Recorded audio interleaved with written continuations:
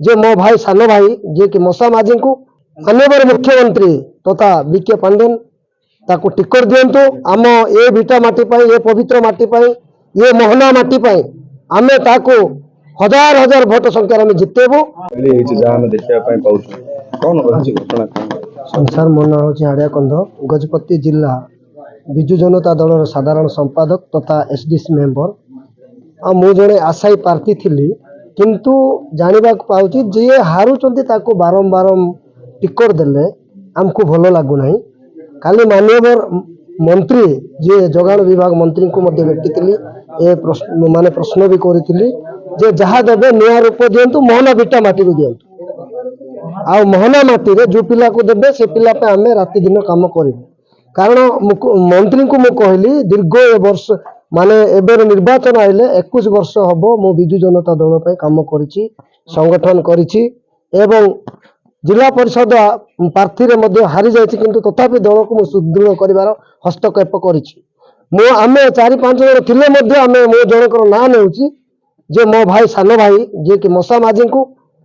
माननीय मुख्यमंत्री तथा बीके पांडेन ताको टिकट दिंतु आम ए भिटा माटी ये पवित्र माटी ये मोहना माटी आमे ताको हजार हजार भोट संख्या में जितेबू एटा प्रतिश्रुति ने मोहना रो काको टिकट न मिले आदिवासी भोट प्रभावित हो बोले भाबु निश्चय हम सार एटा तिले संदेह नहीं। कारण जो देखुले पूर्व दिन जे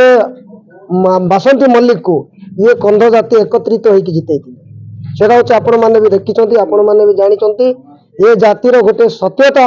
जार कि आम लड़ेबू निरीह जाति सरल जाति जो जाति आज माननीय मुख्यमंत्री को मुझे निवेदन करी जोड़े कंध जाति को आसाम जीवार क्षमता दिंतु आको कि आज टिकट देती अनेक पदवी अच्छी मुझे गोटे गोटे पदवी गणिबी गोटे परिवार को अनेक पदवी जदि अच्छी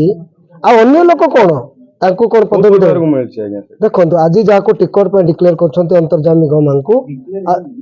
करने जाऊँगी किंतु आमे तांको दृढ़ विरोध करुछु। देखो एबे मिसेस अच्छी माने विजु जनता दल जिला सभानेत्री एवं चेयरमैन एवं तांको स्वामी जिलार विजु जनता दल उपसभापति एवं एमपी रिप्रेजेंटेटिव हेले एतकी जदि पदवी गोटे परिवार एतकी जदि पदवी को दिया जिवो एवं लेंथ रे मध्ये अछंती एतकी जदि पदवी दिया जिवो गोटे परिवार पय आ अन्य लोक कोन पदवी दिया जिबार क्षमता नाही कि लड़ीथिले हां तांग लड़ीथिले हारि गले। कारण हारि दिबा पार्टी को आज आनी कि ए युद्ध समग्र लोक मान को सहित आनी।